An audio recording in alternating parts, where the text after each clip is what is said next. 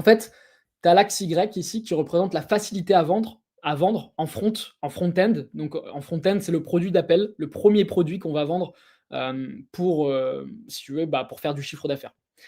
Dans un marché statique, en général, il est, plus difficile de vendre dans la mesure où c'est la guerre des prix.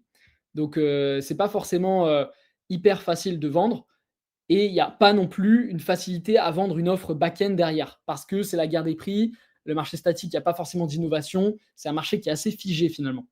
Et là, c'est souvent le marché, si je prends un exemple, le marché des mutuelles santé, où ça va être la guerre des prix, où tout le monde propose plus ou moins la même offre et du coup, il y a pas vraiment d'innovation sur ce type de marché.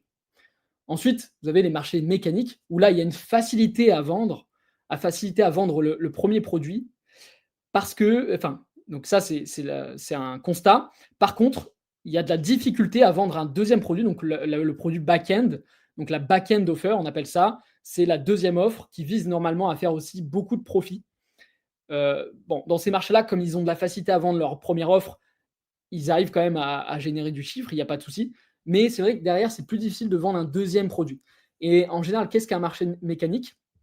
C'est là où l'outcome, donc le résultat, est presque sûr à 100.